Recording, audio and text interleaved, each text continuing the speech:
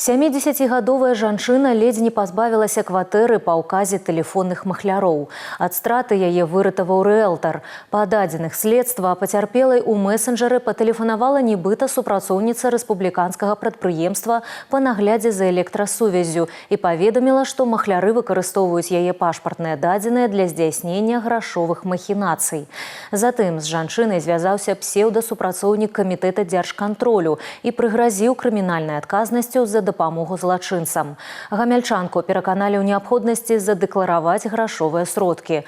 Ужо на наступны дзень яна выканала першае заданне куратара. Перадала незнаёмаму кур'еру 13 тысяч рублёў і больш за 13,5 тысяч долларов США. В последующем курьер данные денежные средства перевез на территорию Российской Федерации, где в последующем перевел их на безопасный счет и прибыл на территорию Республики Беларусь. В ходе проведения комплекса оперативно-розыскных мероприятий был установлен 48-летний житель Гомельского района, который также в ходе дачи объяснений сообщил о том, что данные указания он выполнял под действием непосредственно самих же мошенников. На гэтым махляры не спыніліся. І лжэправаахоўнік пераканаў гамяльчанку аформіць нібыта часовы продаж кватэры, якую па легендзе ўзялі ў абарот махляры.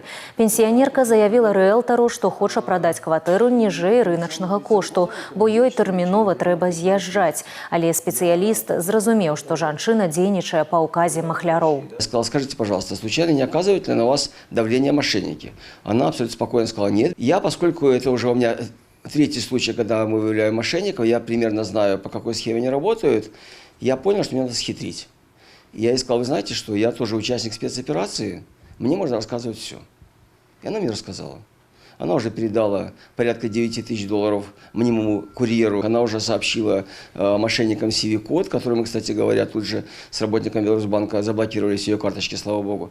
Вот. Ну и я, конечно, вызвал сотрудника милиции. Супрацоўнікі следчага камітэта нагадваюць, беларускія праваахоўныя структуры не прыцягваюць грамадзянскіх асоб да ўдзелу ў пошуку злачынцаў і не даюць ім указанняў, звязаных з абарачэннем грошай.